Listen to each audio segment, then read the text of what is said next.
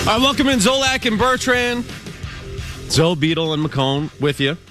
And we're going to step aside right now as Brad Stevens makes his way to the podium for his end-of-year press conference. Let's take a listen.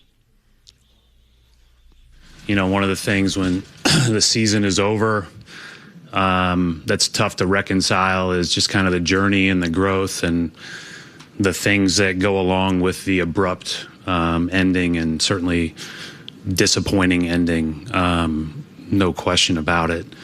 You know, from a series review, before we get into specific questions, I think, you know, I thought we really struggled to generate good looks against Philly. I thought they deserved to win. I thought on the other end, they made it really hard on us and really kind of felt in control in a lot of ways, especially as Embiid got his legs under him. I thought that probably one of the defining things that they did to us in games 5 through 7 was they cleaned up the glass, which had been a real boost for us. Our first shot offense wasn't very good the whole series, but we really got a lot of good looks on second chances and off the glass, and I thought they did a really good job. So I think overall, obviously we had chances to win, and I'm sure there'll be specific questions about that, but I thought overall Philly deserved to win and played a great series, and made it hard on us. I guess the tough part, the part that's hard to reconcile is just when we were sitting here, if you would have told me last summer that we would have won 56 games in the regular season, that, you know, the young guys would all become contributors, you know, that people would have great impact all up and down our roster, that we would get Tatum back for 20 games or whatever it was, I would have been thrilled with those results. But the reality is that, you know, we came up short, and so, you know, now the job is to do an honest assessment. You know, I've got a little sign above my desk that says, what do you want, what's true, and how do you get there? And there's no question what we want. There's no question when you look at what's true that though we did a lot of good things, we lost in the first round, and we were also 3-11 against the top 3 seeds in the West and the other top 2 in the East. And so we've got to get better. And that's been the communication in here. When just talking to the team, I think obviously these guys are really committed to growth. I thought the coaches did a really good job of helping guys all get better. But there's another step to take, and, you know, whether you're in my shoes and or you're, you know, in any of our support staff shoes, or if you're in our coaches' shoes, or if you're in our players' shoes, we got to get better. So that's going to be the charge and the focus. So we'll figure out how best to do that. It'll probably be a balance of, you know, development and, you know, at some point, obviously, with the draft coming up and free agency coming up, and trying to figure out how to make our team as good as it can be. So, but I don't want to take credit away from Philly. I thought they certainly deserved to come back and win that series. Take questions now, starting with John. Brad, Jaylen has expressed a lot of frustration in the immediate aftermath of the loss, and Tracy McGrady came out today or yesterday. Obviously, Tracy's close with Jaylen and said Jaylen has some frustrations with the organization. Have you felt any of those frustrations? Has he expressed them to you? Is the relationship with Jaylen, has that evolved at all? I talked to Jaylen Monday a little bit after he just real quickly and was nothing but positive. He has not expressed those frustrations to me. We've been here 10 years together, and I do think that, you know, obviously I love JB, and everybody around here loves JB, and you know, I think just like any of our other guys, as we get to the end of the season, you know, I'll be here, and my door's always open, and if anybody ever wants to talk about it and talk about, you know, their team, their place, whatever the case may be, I'm all ears. And that would be 1 through 16, not just, you know, not just Jaylen, not just Jason, not just the guys that have been here. I think it's really important to be available So I certainly am, and none of that has been expressed to me. So, Bobby, then B-Rup. As you assess, Brad over here, as you assess the growth that took place throughout the roster this season, but also a first-round exit, how significant do you think the changes need to be to have a better chance at a championship next year? You know, I think that it's if we do a better job defending the three at the end of the third quarter in Game 5, we're probably talking about what our plans are for Game 2 tonight. So there are margins here. Our margin for error needs to get bigger.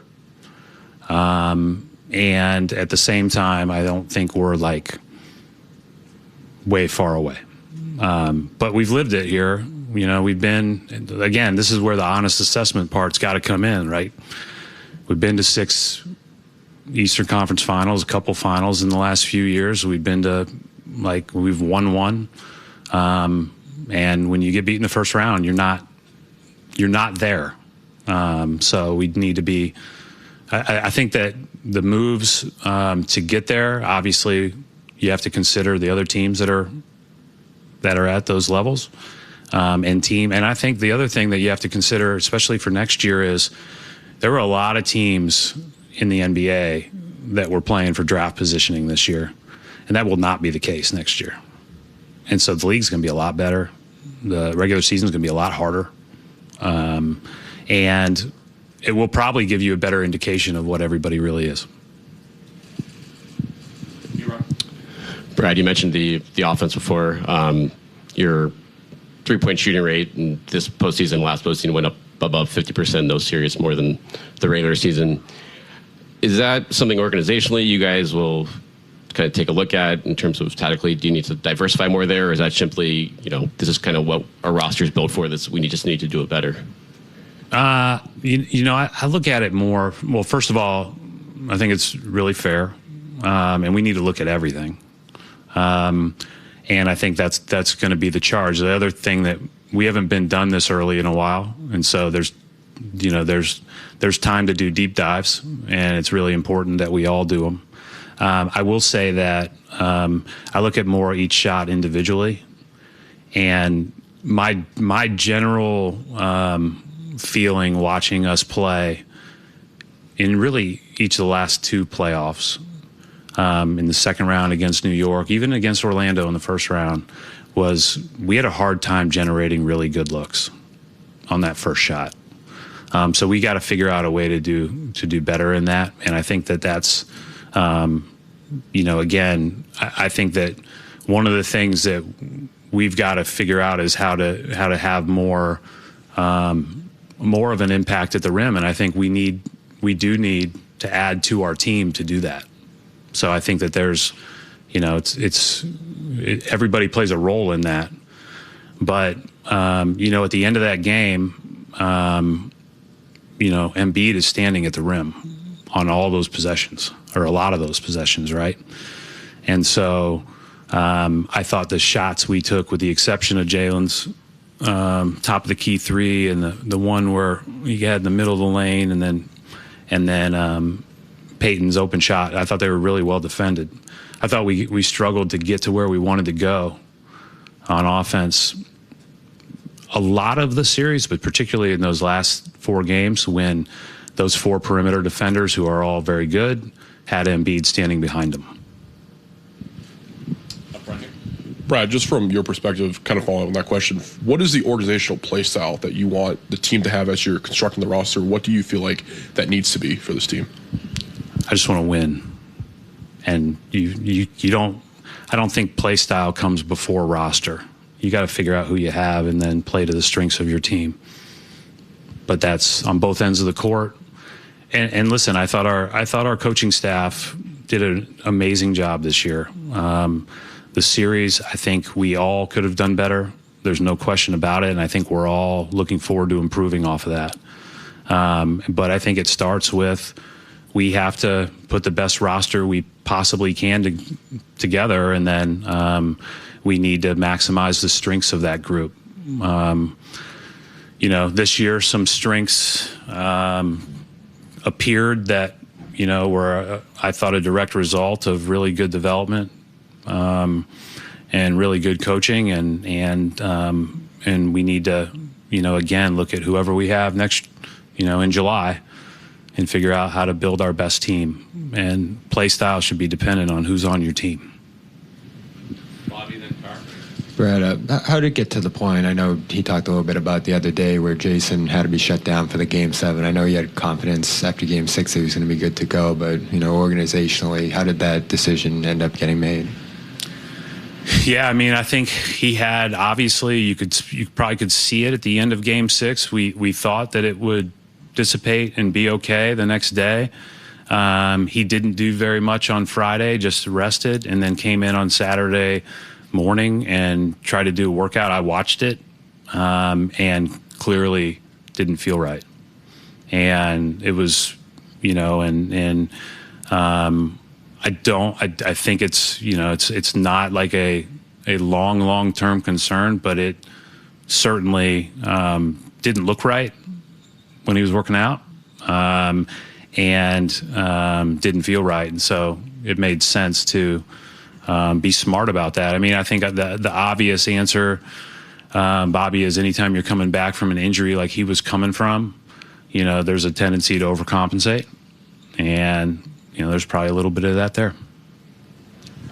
Brad, going back to what you were saying about roster building and maximizing that strategically, when you guys shoot 46 threes a game and are 10th in percentage in the postseason, do you feel that you guys three-point shooting was a big enough strength for this team to justify that strategy? Again, I'd go back to every shot, and if we watched every shot together, I think that would be, would any of us not feel good about Jaylen's top of the key three or Peyton's corner three, right? Like, those shots are amazing shots, wide open, hard to get, especially in those moments against those great defenses.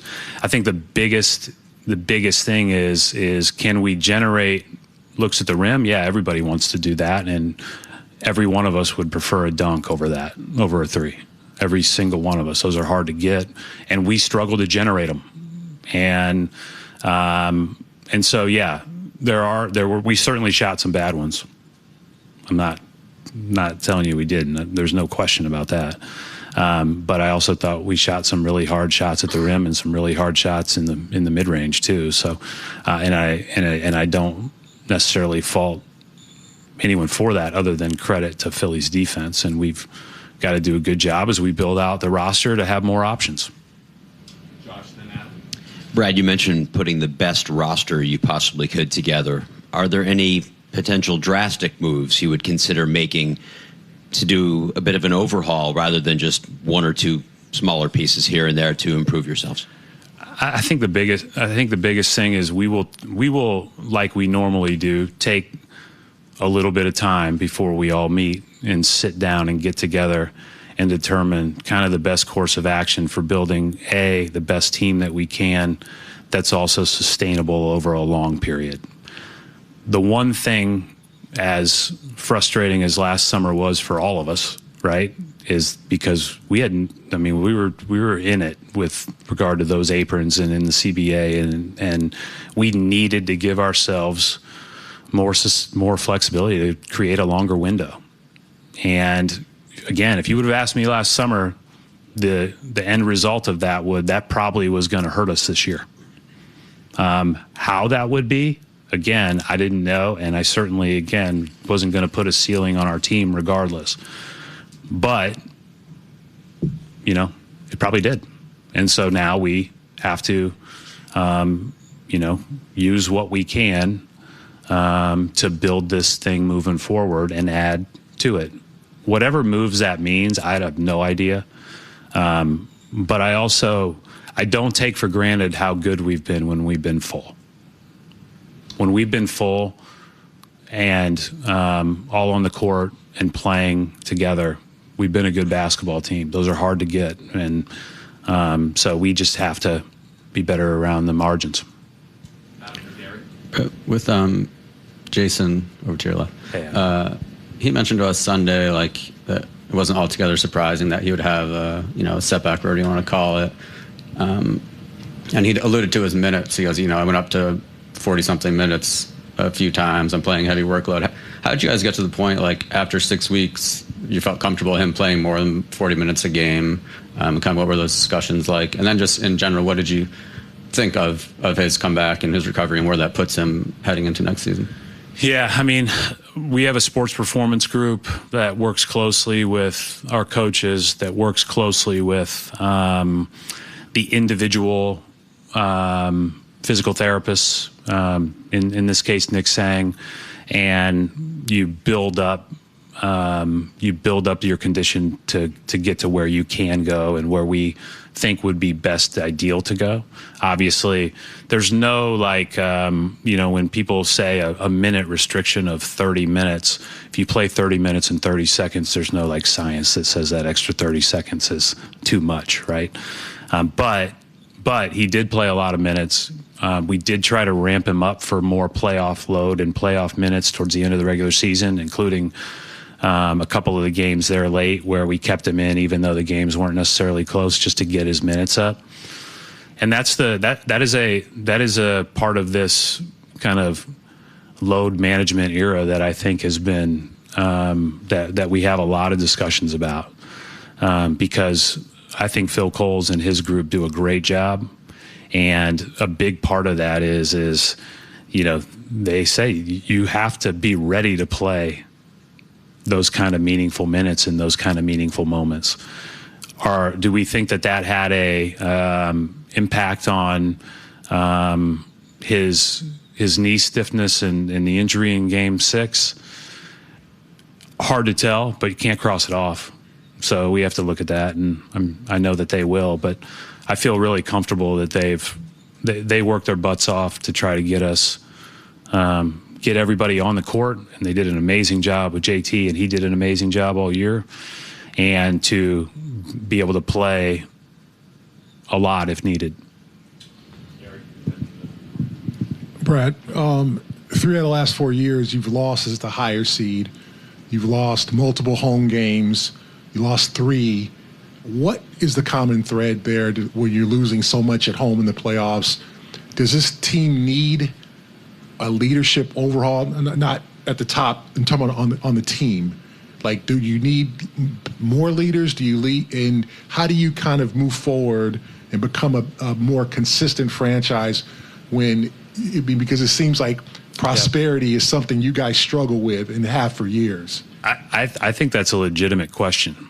And, I would say the prosperity, human nature is human nature for a reason. But, we win Game 1, and played pretty well. And then we did not play well in Game 2, and it goes back 1-1. It doesn't matter how much you win by in these series. They all count as one. Right? Doesn't matter how much you lose by, they all count as one. But you go back to our championship year, and we did that in the Miami series and the Cleveland series with a very experienced, good team. Now, you go back to the Miami series 3 years ago, we had big lead in Game 1, right? You go back to the New York series last year, big lead Game 1 and 2.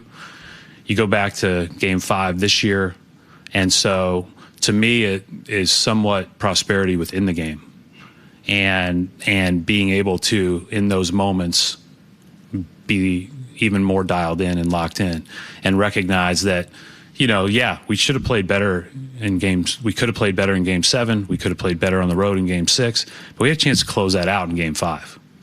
And Embiid's level and Embiid coming back had a big part of that, because he went on the run where he scored in the post a few times. But then the backbreaker part, or the part that brought them right back in the game, was they made about 4 or 5 threes right before the end of the third. And then it's a game. And then instead of a 13-point game being 15 at the start of the fourth quarter, it's a lower, more manageable, margin. And so those are things we got to get better with. And I don't think we're the only team. I think there's a lot of teams with how many teams shoot as well as they shoot. and how people can go on flurries that deal with that. But I don't think we should ignore it. I think that's a big talking point for sure. And I think Gary, in a lot of those cases, I think for whatever reason we slowed down. And when you slow down in the playoffs and get a little bit, you're trying to protect something, whatever the case may be. I mean, the guys you're playing against, these are the best players on the other teams, and they're the best athletes left in the league, right? Like those 4 guys we were trying to drive the ball against this week, those guys are elite athletes, and they're hard to beat individually. And so you really have to play great to get what you want. And if you take your foot off the gas at any point, it's going to come back to bite you. And again, was it a little bit of us doing that? Was it a lot of Philly just playing really well in that stretch? Yeah, that could have been. But there's enough of a 3 years, those 3 years, I agree with you. And I would even say our championship year. I mean, we need to get better in those moments. Brad, right here. Hi. Jaylen was fined for comments made about officiating, said that he felt like there was an agenda against him. What was your assessment of the officiating? I'm not going to get into officiating in our series. I don't think that does me any good. Doesn't do us any good. We're going to focus on us, focus on our own improvement, focus on getting better. I think that, it's a physical game in the playoffs. There will be some outlier big scoring games, but they're not going to be as many as people got used to in the regular season. And it's a very, very physical game. Brad, with Joe, you mentioned a lot of these, troubles getting to the rim, some of the inconsistencies in the playoffs that you were talking about via Gary's question the last few years. Obviously, there's been a lot of regular season success. Obviously, 2024, it can't be ignored. But with all of those trends that you mentioned were maybe even consistent through that 2024 season, if you look at the job Joe has done, how pleased are you with what he's done so far, and how confident are you with his future with the Celtics still after the last 2 seasons of exits? Yeah, I mean, I think, first of all, I know how hard that job is, and I know all that goes into it, and I know he and his staff are putting everything they can into it. When I say that we struggled to get by, I think we need to add to our team. So I think our coaching staff, like all of us, can continue to improve and get better. That said, I think they're very good, and we need to continue to provide them the resources to grow and to get better and to continue to be the best that we can be. I think, again, I don't think we can ignore, and certainly, again, it's like you can't ignore anything, good and the bad. But there was a lot of growth this year, and I thought that there was a lot of things that we can build off of, even though the ending was disappointing. Brad, do you ever feel like you shoot too many threes? The bad ones, yeah, sure, yeah. But I don't. Like, for me, it's, again, Tony, I look at every shot. And so for me, it's evaluating each and every shot. But yeah, if we come down and shoot a really tough contested 3 when a guy's wide open at the rim, or if we have an action that we can get to, sure. Yeah, I mean, I think anyone would say that. I think Joe would be the first to say that. And I also think that, we have to do our best to generate the best possible look we can. But yeah, I think we all would love dunks. I would love dunks. I'm sorry, I didn't mean to cut good. you off. The reason I ask is because you've said many times, we'd rather have dunks. And yet, a couple of years ago, I think he said 3-point rate. Joe said the 3-point rate is the most important stat in basketball. So how does that square? Yeah. I don't know. I don't remember him saying that, so I don't want to get into specifics on that. I think that the 3-pointer after dunks and free throws or layups and free throws, if it's not a contested layup by a giant and you're a little guy, is an open kick out three is a good shot. And those are the ones we would like to get. Absolutely. And, there are times where even a pull-up contested three is a good shot if it's a 2-for-1 or if it's a situation where you got a guy backtracking on his heels, whatever the case may be. Your person has the right amount of talent, but each shot should be evaluated for what were your other options on that possession. I think that for me, this all goes back to, right, and I know the threes are a big talking point, but it all goes back to being able to generate the best looks. And, with more options, we can help him and help this team get the best possible looks. And it may very well be a wide open three, if that's what certainly you're able to generate, because you can't get the other stuff. Brad, this roster was unique in that it felt like every night there was a different guy stepping up. The rotations changed a lot. Some guys were getting DNPs at points when other times they were starting. Do you feel like that inherently was a challenge going into the postseason to figure out how to maximize that kind of roster? Obviously, we see Game 7, 3 guys started that hadn't really played much in the series. What did you kind of make of the rotations and just the fact that this was a little bit of an unusual roster during the regular season and kind of transferring into the playoffs? It was an unusual roster in that, we had a lot of unproven young players that had really not contributed at a meaningful level yet in their careers and really showed themselves capable of that. Oftentimes as a coach and as a staff, it's a lot easier if some do and some don't. Because then there's a clear demarcation line. But that's a good problem to have. And so I thought that that was one of the positives, is that we have a lot of good young contributors, and we didn't know that coming into this year. Again, I think this is why this is hard for me to reconcile 3 days after the playoffs, because I'm pissed. Like, I'd rather be playing New York tonight. Like we all would. But we also, as I look back, right, I didn't, we didn't have a team that was as experienced or as, certainly as ready for that moment as, we've had in the past. And so for me, I see there's positives in that, because these are experiences that will then add up for these guys to take advantage of in the future. But when you're in the midst of it and you have a chance, you wish you would still be playing. You brought up the record versus the top teams in the league, and obviously you lost in the first round.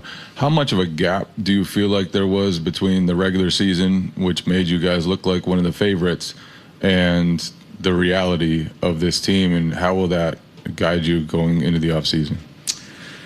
Well, I think it's a really fair question, and I think you could look at both us and Philly, right? So Philly doesn't have their whole team all year. Paul George gets suspended for 25 games. Embiid plays 30 to 40 games, whatever he plays, and then all of a sudden, Game 5, middle of the game, it's like, oh, that's a lot of talent on the court on the other side of the floor, and they're a 7 seed, right? And so each team has its own story, and each team is, playing at a level that they're at when you get to the playoffs. And so that's why when the playoffs start, if you're fortunate enough to make it, everybody's 0-0, and those teams that have had ups and downs get a fresh start. And those teams that have played well all year, they're 0-0 too.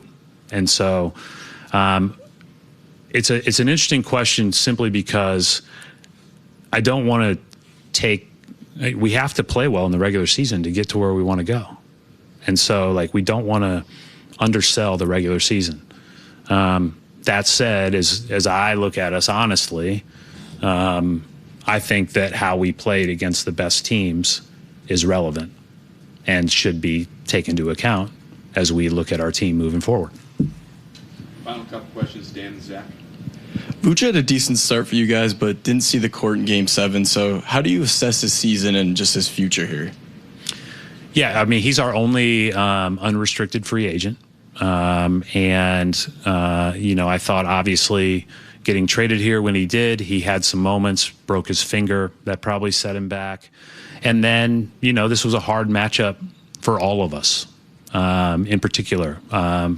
He was I think when I looked at it the other day, he ended up being a plus in the series, but it was back and forth with all those guys. And to be honest, one of the things with Nimi was just figuring out how to keep him on the floor, right? Because he was, we had 2 games. All right, we're going to turn down Brad Stevens now after having heard him for the last half hour. We have many thoughts on things he said, things he did not say. Lots of good stuff in there. Following the conclusion of the Celtics season, he is having a very lengthy press conference. You heard questions in there about Jaylen Brown, questions about the Celtics style of play. Our general thoughts on a lot of this, as there is something brewing with Jaylen Brown, and it was asked right away in this press conference. We can get to all of that coming up. We're a little bit behind here. We will get caught up. We'll talk about Brad Stevens. All of it is on the way as we get into things here on Zolak and Bertrand. Stay tuned. We're back with more Zolak and Bertrand on the Sports Hub. Brad, Jaylen has expressed a lot of frustration in the immediate aftermath of the loss, and Tracy McGrady came out today or yesterday. Obviously, Tracy's close with Jaylen and said Jaylen has some frustrations with the organization. Have you felt any of those frustrations? Has he expressed them to you? Is the relationship with Jaylen, has that evolved at all? I talked to Jaylen Monday a little bit after he just real quickly and was nothing but positive. He has not expressed those frustrations to me. We've been here 10 years together, and I do think that, obviously I love JB and everybody around here loves JB. And, I think just like any of our other guys, as we get to the end of the season, I'll be here and my door's always open. And if anybody ever wants to talk about it and talk about, their team, their place, whatever the case may be, I'm all ears. And that would be 1 through 16, not just not just Jaylen, not just Jason, not just the guys that have been here. That feels like a little bit of a shot at the player. I'm all ears. My doors are open. Anybody who's got any complaints, they could feel free to come on in and tell me about them. And I think that it feels that way to me because we all know that Tracy McGrady is a close friend of Jaylen Brown's. He's a mentor to Jaylen Brown. Tracy McGrady also has a podcast with Vince Carter. And on that podcast, as it was in the question, Tracy McGrady said that Jaylen Brown has frustrations with the Celtics organization. Here it is. Listen to that. You guys are right, to feel that way. If you watch some of the games and some of the calls that's been called on him versus what we see from other guys. So I stand with him on that. Do I agree with him going to do that right after the game? It's a different age, man, and how these guys communicate, right? They have their own platforms. They could go on, right after and voice their opinions and views of what they have seen, what they just went through. So to me, it really doesn't matter. It's just part of, the society we living in now, and the liberty these guys have to be able to voice their opinions on, their games and what they just witnessed. So I think, his frustration lies deeply within the organization and other things that, of course. So Vince Carter says, of course, I knew that, is what Vince Carter says in the podcast. And McGrady says, we don't really have details. It's just a lot of stuff that I've been hearing going on within the Boston organization with JB. I mean, a lot of stuff. You're hearing a lot of stuff. And Vince Carter is saying, of course, I knew that. This was a known thing. that JB's got issues with the organization beyond just, hey, I never really get my full credit when Jason Tatum's around. That's one. There are issues with the organization. And you're telling me that Tracy McGrady, who's close with Jaylen Brown, is saying this on a podcast without having heard that himself from Jaylen Brown. You think, he heard it from somewhere else? Dude. Not Jaylen Brown? And Vince Carter knows this because he didn't talk to Jaylen Brown? I don't buy that. Nobody buys that. You don't think he talked to Vucevic? Which is why the second question in the press conference today for Brad Stevens is about, hey, did you hear what Tracy McGrady is saying about Jaylen Brown, one of your two-star players, having frustrations with your organization? And that to me is not Jason Tatum. That to me is not just his coach and Joe. That's everybody. That's the entire thing. Everybody involved. Front office, coaching staff, everybody that's there. Hey, Philly came It's back a lot from of 3-1 and beat you. If the Philadelphia Sixers did it, we got to hear about Embiid getting his legs. And he gets credit from Stevens for that. But it's all on Brown. Brown was asked after this, or I think on the podcast too, what was your most favorite season? This one. This season without Tatum. Because they got him to play the one. He had a chance at the MVP. What? You got... Well, yeah, no, I think that there's clearly a disconnect there in terms of the way that it's viewed. Don't you feel there is? I feel there's a way like that with him. You have Jaylen Brown saying it's his favorite season. He thought he played like an MVP candidate. He carried his team to the 2 seed, and I put this team on my back. And in that press conference with Brad Stevens, and I don't know if we have that clip yet, but Brad Stevens talks about how next year we have to be prepared because the regular season is going to be a lot more difficult because teams aren't going to be tanking the way that they were this year. Essentially telling you that this year, the regular season was worth squat. Yes. So there's clearly a disconnect in how this season was viewed between Brad Stevens and Jaylen Brown. You have one guy that thinks, you know what, kind of meaningless because half the league was tanking for what's supposed to be a generational draft. He tweeted about the and gap Jaylen year. Brown thinking that he carried this team to a 2 seed and that it should all be about him and he's ready to have a big-time role and be a number 1 player for a franchise. This is headed for, it's going to come to a head with him and the Celtics, and I think it's going to happen sooner rather than later. Because I don't think that they view his season the way he views his season, to sum up what you said. They don't view it as Brad being all said that he's special. disappointed. Jaylen Brown said this has been my best season. I've had the most fun this season. This is my favorite season. Listen to this quote from Brad Stevens. We're frozen. Okay. We'll get to it. But I know the quote you're looking for here too. But how about Brad Stevens? You coached him. You know him. You're there every day. You talk to him. You're on the trips. Why does he need to come see you up in his office? Well, you guys talk all the time. I think everybody does, and I think I think the shot there is, well, if he's got issues, he certainly didn't express them to me. Definitely. And I think that's, it's hard to go in and tell your boss or tell the guy in charge that, things suck and you don't feel like you're being treated properly. That's not an easy thing to do. For a lot of people, they just don't feel comfortable doing it. Maybe he just didn't want to do it. We're 4-hour radio schlep. He'd rather go on his podcast and bitch about everybody than do it to Brad Stevens. So you're telling us then, these guys have all these platforms and stuff. So listen to the platform stuff and not the post-game press conferences? Pretty much, yeah. He pretty much gives you the right answer. I mean, again, Brad Stevens talked about the referees and talking about how, the postseason, it's a more physical game. Like, I don't know what to tell you, man. But this is where style. they look slower. Like, they play their ass off all year. Play your ass off in the playoffs. No, but why are we now? Brad Stevens is under the radar here. Low key, putting down everything Jaylen Brown said on that podcast. Oh, you had a great season? Well, that regular season was easy because we had a bunch of teams that were tanking. Yeah. So take that season and get rid of it. Oh, you're upset with the refs? Well, guess what? Playoffs, they're more physical. It's a more physical and demanding style of play. And it's going to get called the way it gets called, which is to say, shut up about the refs. You're wrong.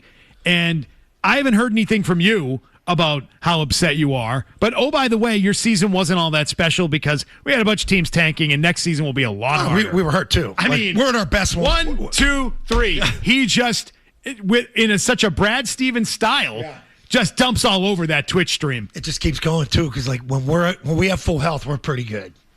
Taking another shot at it. We didn't have Tatum. And then you're trying to ramp him up towards the end. And something just didn't look right the day before, but your head coach thought he was going to play the day before that. And then he could play in the next series. There's some issues here. There definitely are. Which players is he talking about not stepping up to young ones or finding out what they are? Like, we kind of know what Pritchard is. You know what Derek White's been here for years now. Is it really about guys like Cada? Shireman? Hugo? It's not your stars. It's not your starters. That quote that McCone was looking for. We've got it. Here's the We've been to audio. 6 Eastern Conference Finals, a couple finals in the last few years. We've been to, we've won one. And when you get beat in the first round, you're not there. So we need to be. I think that the moves to get there, obviously, you have to consider the other teams that are at those levels, and I think the other thing that you have to consider, especially for next year, is there were a lot of teams in the NBA that were playing for draft positioning this year, and that will not be the case next year. And so the league's going to be a lot better. The regular season's going to be a lot harder. And it will probably give you a better indication of what everybody really is. A better indication of what everybody really is. Now, he's talking about teams, but he's really talking about everybody. Yeah. It'll give you a better idea of what people actually are. And everything you saw in this season, he just called it fake. That's what he did. Fake season. Fake regular season led to a 2 seed. Yeah. And I think it tells you that Brad Stevens did not have a lot of belief in this team. No, I'm with you on that. As it's currently constructed, he did not believe in this team. He said it at the beginning. If you go back a year ago and told me this is the type of team we're going to have, I'd tell you you're crazy. He thought they were going to suck. Yeah. McCullough thought gap here. And I think he tells you, well, we talked about all year, man, this team's just winning games because they want it more, they play harder, and that's great. And that's a great style, and Joe Mazzulla absolutely went into the season with that mindset. But, yeah, it's fool's gold, and I think Brad Stevens in that clip tells you as much. When you got half the league tanking to try to get a top 10 pick this year, you're going to have an artificial record. Tim McCone and Brad Stevens both underestimated the Celtics this year. More on what Brad Stevens said as it related to shooting threes. Also, Brad Stevens obviously not indicating at all that anyone's in trouble of losing their job. If anyone thought anyone was in danger of losing a job, that is clearly not the case with these Boston Celtics. Maz was there asking questions. All right. All of that is on the way on Zolak and Bertrand. Don't go anywhere. If you need your Boston sports fix, we're here. You see from the rear angle? Oh, it's gorgeous. Zolak and Bertrand, the Sports Hub. I'm sorry, I didn't mean to cut you off. The reason I ask is because you've said many times we'd rather have dunks. And yet, a couple of years ago, I think he said three-point rate. Joe said the three-point rate is the most important stat in basketball.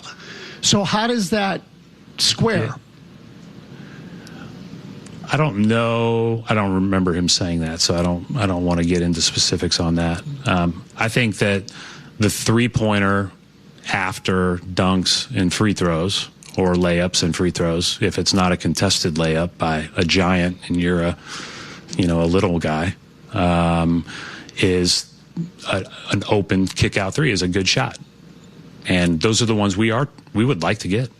Absolutely. And, there are times where even a pull-up contested three is a good shot if it's a 2-for-1 or if it's a situation where you got a guy backtracking on his heels, whatever the case may be. Your person has the right amount of talent, but each shot should be evaluated for what were your other options on that possession.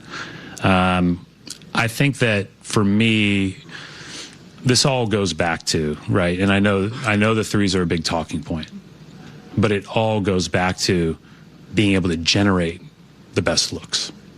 And, with more options, we can help him and help this team get the best possible looks, and it may very well be a wide open three. That is Brad Stevens answering a question from our own Tony Maserati about three-point shots and how many three-point shots this team takes. We took the entire Brad Stevens press conference. We ended up only missing about 60 seconds of it at the end, so we covered all of it from Brad Stevens today. With that, we did not get to the 10:30 headlines. If we did have those headlines, they would have been brought to us by Catches Law. Catches, they specialize in helping those who have been injured, not only from a one-time incident, but from a lifetime of hard work and labor. Does this sound like you? Visit catcheslaw.com. I had my head on a door frame downstairs a year ago. It explains a lot, right? But I should call them. Yeah. But I wouldn't sue this place, though. You've been hurt at work. You should sue. Well, yesterday when this thing broke. Yeah, the lawsuit. Hello.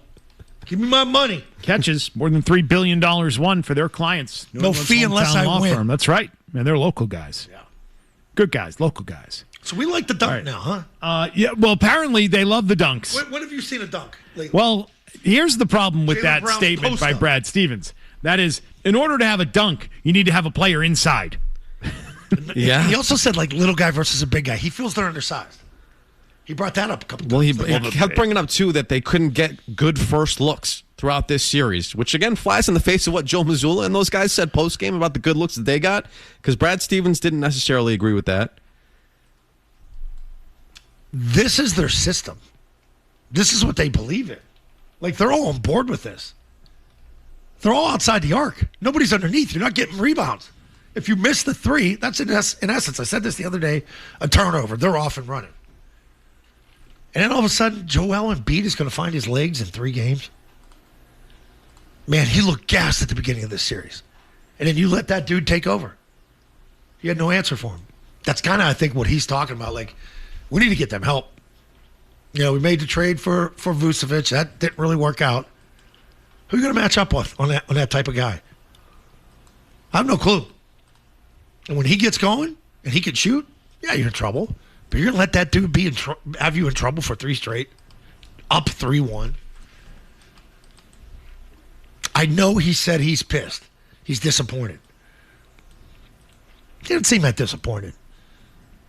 I don't think the team's that disappointed. Even watching Jaylen Brown on that stream, on his podcast, like, he accepted. Just weren't good enough this year. But I had my best year. Loved it. I think this has been going on for a while. This whole Brown thing, Brown and Tatum. He's also always seemed bitchy by that. I think that's what motivates him. I'm the second guy. I'm the sidecar. He's Batman. I'm Robin. Well, he got to be Batman a little bit this year, and I think he liked it. And that's why he enjoyed this year so much, getting knocked out in the first round. But I thought, again, post-game, he talked about Tatum. Yeah, when you lose your all-star, one of your top 5 best players, man, you know, it's not there in Game 7. I'm not saying that's a shot, but why is he going to that? When you carried the team the whole year, now you're saying you need him. I don't know. Or maybe he's not. Maybe he's just trying to show you, he didn't play Game 7. They, as he said, struggled to generate good looks, good first looks. Said that he would have preferred dunks. And get some of those kids from that Florida school, Dunk City. Florida Gulf Coast. He also said that they were 3-11 against the top 3 seeds in the West and the other top 2 seeds in the Eastern Conference. I mean, I think he told you that this team was not that good. He doesn't and feel that we they're need to good get enough. way better. He thinks they're better. You think the Sixers are better. No one on his show, nobody in his town thought the Sixers are better than them. Some people said sweep. Some people said gentleman sweep. Nobody ever said Game 7 loss. So I guess the Knicks are really a lot better, right? Because they handled their business. Philly came back. It stunned you. He just, to me, it feels like Brad Stevens thought this was a completely fraudulent team. I'm with you. I think he thinks they have to do major changes if you're actually going to compete in the Eastern Conference moving forward. I think he thinks they're a fraud team. I think that he believes they need to get a lot better, and I don't believe, based on what he said, that he has a strong belief in Jaylen Brown. Can Jaylen Brown work here? Meaning, if you have Jason Tatum, who isn't going to leave, we know that, and they bring Giannis in. Can Jaylen Brown survive with those 3? Well, here's the other thing. He share the rest of it. He's bitchy to share with Jaylen. That's what I'm saying, Zoe. Yeah. So you're going to add another superstar? I think if Giannis comes in, he's gone.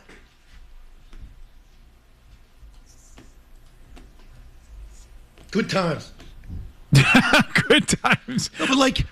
The question is no longer, by the way, just, does Brad Stevens think you can win with Jason Tatum and Jaylen Brown? I mean, based on the Tracy McGrady comments, does that player still want to be in Boston? So there's 2 sides to that now. And I think there's real questions on both sides on whether or not Jaylen Brown's going to be here next year.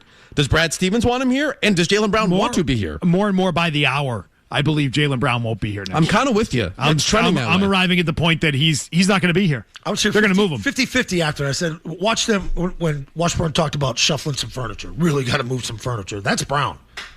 It's not Shireman and Company. It's not Hauser. That means one of your big guys. Let's get to headlines. We'll get caught up on matters. We'll be back in just a couple of moments, talk more on the Celtics and your thoughts and your reaction to Brad Stevens at 617-779-0985. It's on the way.